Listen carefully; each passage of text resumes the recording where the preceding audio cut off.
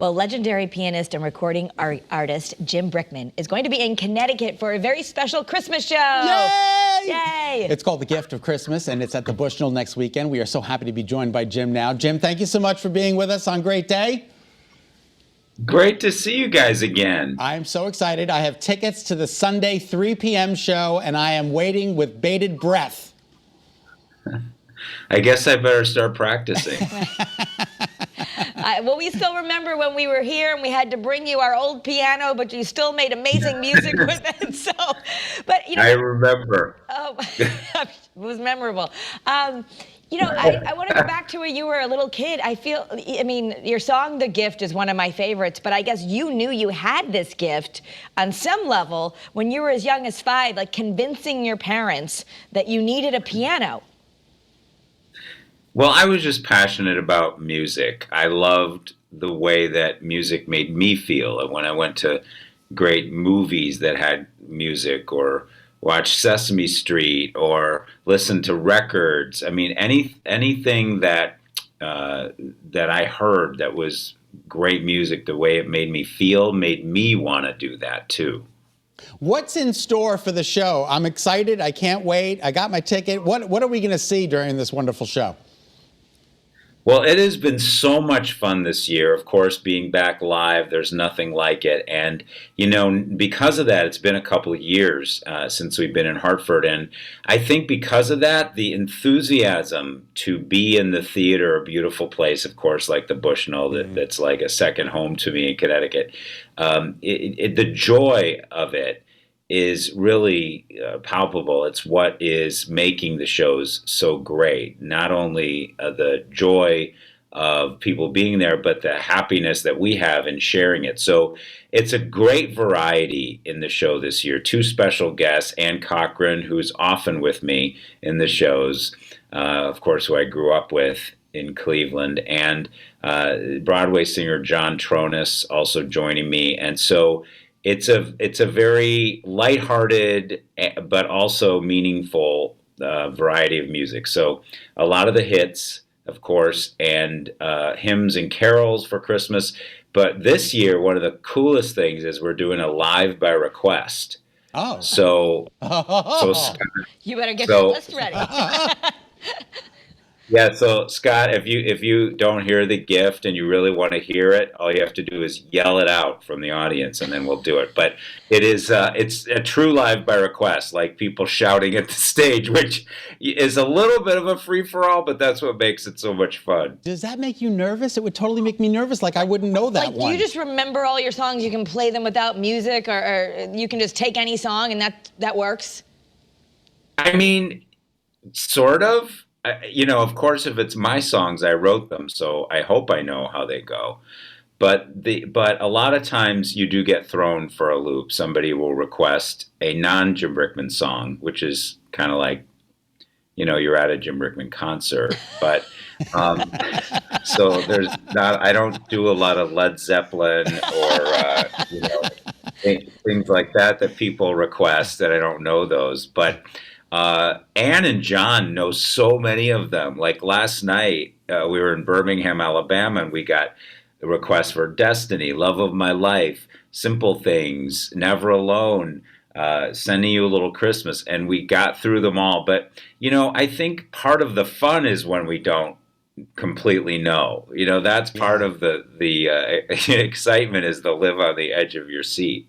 Who did I audition for yesterday, Kara? I can't remember. It wasn't yesterday. It was for the Tabernacle Choir. I auditioned for the Tabernacle Choir, Jim. They didn't pick me up, so I'm kind of hoping that you'll write something for me. Well, like I said, you have your chance when you yell up at the stage, "I'm coming up there to sing." It's beginning to look a lot like Christmas. How's that? Is that all right? Not too bad. Yeah. Imagine if I were there with that piano trying to accompany. We so want you back in the studio next year. All right, we know you have a birthday coming up. What are you doing for your birthday on the 20th? Well, I just had my birthday on November the 20th. Oh, November 20th. That's right. I don't know why I got that wrong. I thought it was December 20th. Either way, happy birthday. Happy birthday. Thank you very much. It was fun. It was quiet, which is nice for me because we're always so when we're on the road. There's just it's like a whirlwind, a fun whirlwind. But so it was a quiet time, which was nice. What about just in your daily life? Like, do you come home as stress relief and play the piano, or you like to do other things because you're always doing that? Like, I don't. I mean, I don't play the piano really for fun per se because I'm playing it so much. And I love to be outside. I mean, that's the thing. I mean, all summer was so great because I could go hiking and I could swim and all the stuff that really helps me to clear my head. But yeah, I don't play the piano. I mean, it's like, do you guys interview people when you're Right. not? Does a baker eat the donuts when he goes home, right? Well, I try to be as healthy as possible, but I have my radio show, so I do a lot of that and a podcast, and we've been doing so many of these vlogs and stuff. So, there's definitely a lot around the career that is that's not necessarily playing the piano, but that is a lot of variety in what I do every day. You have collaborated with so many artists, from Martina McBride to Donny Osmond to Olivia Newton-John. Do you have a particular favorite or a specific memory of one particular collaboration?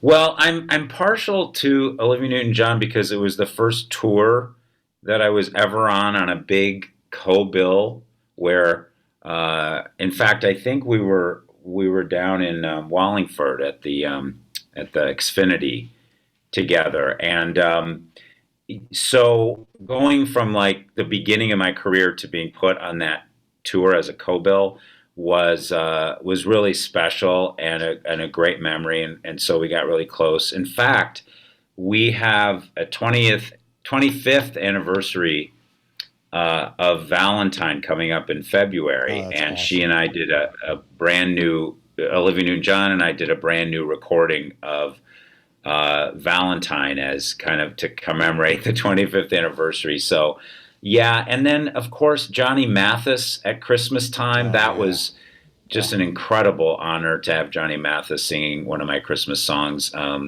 The late Kenny Rogers was a wonderful experience. Carly Simon, especially the icons that I've gotten a chance to work with, tend to be actually the nicest and the most professional. It's the on the way up ones that are difficult. Yeah. Well, Jim, we made a whole show out of you last time you were here, and if you come back, we'll make a whole show out of you again. But unfortunately, we're out of time. Yeah. As long as you don't sing. I mean, as long as you sing, Scott. Jim Brickman. Just Ladies wait and gentlemen. for Sunday. Wait for Sunday. You'll hear me. Yeah. All right. Thank you so much for being here. Good luck this weekend. The gift of Christmas is Sunday, December 19th. It's at 3 p.m. at the Bushnell in Hartford. And for tickets and more information, all you have to do is go to bushnell.org. If you're looking for something to really, celebrate the holidays, what a great thing to do. You get tickets. It's next week. It's like the weekend after this. So it's great. Go see Jim Brickman. He's wonderful.